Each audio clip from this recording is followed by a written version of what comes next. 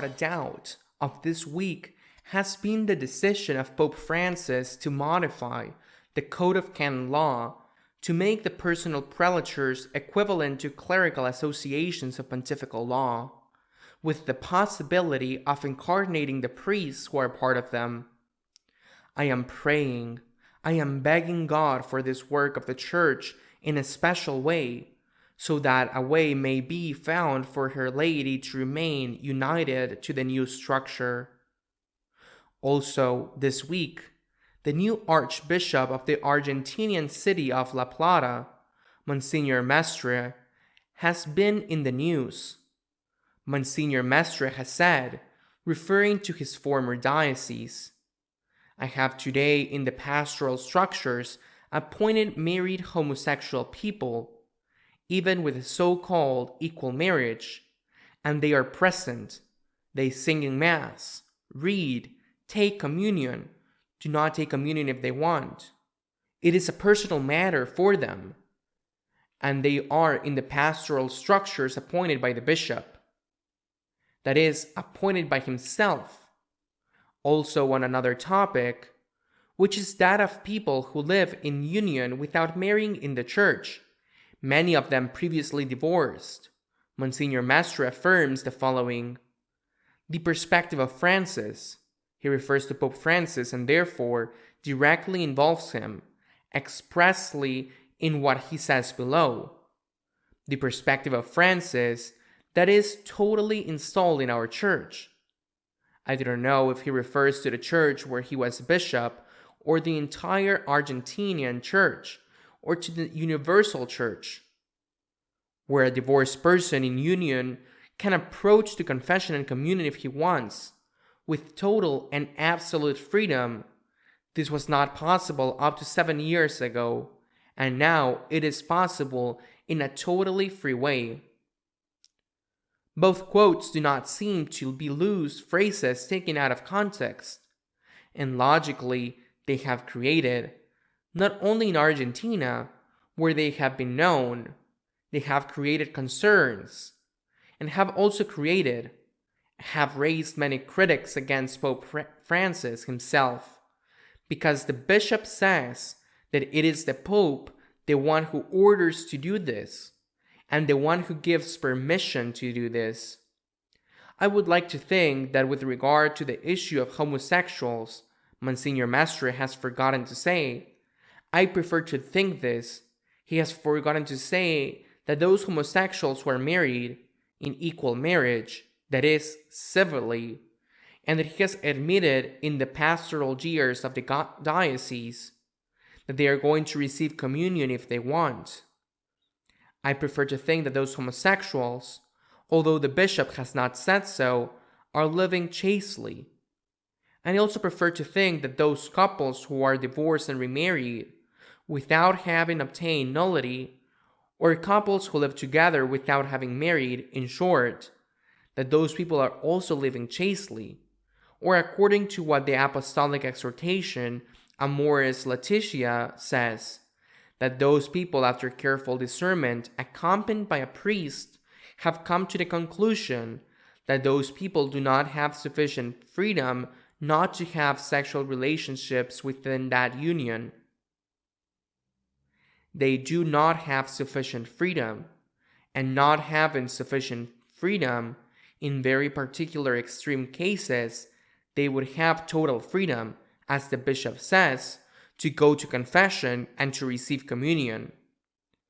Although the bishop has not said anything about these things, I prefer to think that some are living chastely, that the others have made careful discernment, and that they have come to the conclusion that there is no freedom not to have sexual relations in their union. I would rather think than to think that this bishop is not in agreement with St. Paul, and that he's not in an agreement with the Catechism, because that would be terrible. Terrible for the bishop, in what conditions he is in. Terrible for our Lord Jesus Christ, who is the first one of that all Catholics and especially priests have to think about. because he would be inviting some people to receive communion by committing a sacrilege. This is what the Church teaches. I repeat, I prefer to think that the bishop has not clarified well, than that he is allowing, even recommending that those sacrileges are committed. Moreover, terrible for those people who commit them because they are being deceived. And also terrible for the Pope, because he's making the Pope publicly, without clarifying these things, he's making the Pope publicly responsible for all these things. Luckily, this week at the end of WYD, on the short trip back from Lisbon to Rome, a journalist asked the Holy Father, "You are saying that in the Church there is room for everyone, everyone, everyone." Which, as I said last week, is very well said, because it is the truth. And what the Church has always done, in the Church there is room for everyone. And the journalist asked him, "You say that in the Church there's room for everyone, but homosexuals who practice their homosexuality are not allowed to receive communion." And the Pope clearly told the journalist, "In the Church there is room for everyone, but once you enter the Church you have to accept these norms." The Pope did not say it's norms that people who are in mortal sin cannot receive communion, but it was sufficiently implied.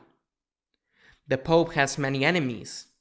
Indeed, he has many enemies, but those enemies, it turns out, have ammunition to throw at the Pope, and that ammunition is given to them by those who present themselves as friends of the Pope. It would be convenient, for the good of all, of the Church, and of the Pontiff himself, for those who present themselves as his friends, to explicitly manifest without any doubt their total identification with the teaching of the Church, both in dogmatic doctrine and in moral doctrine. Otherwise, they are giving that ammunition to the enemies of the Pope, so that they can say, "You see, the Pope says one thing and does another," promoting those who are not teaching the doctrine of the Church.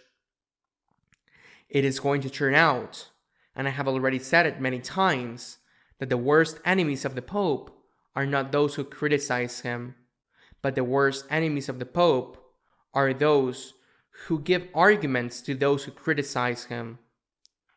Truly, I am probably sinning of naivety.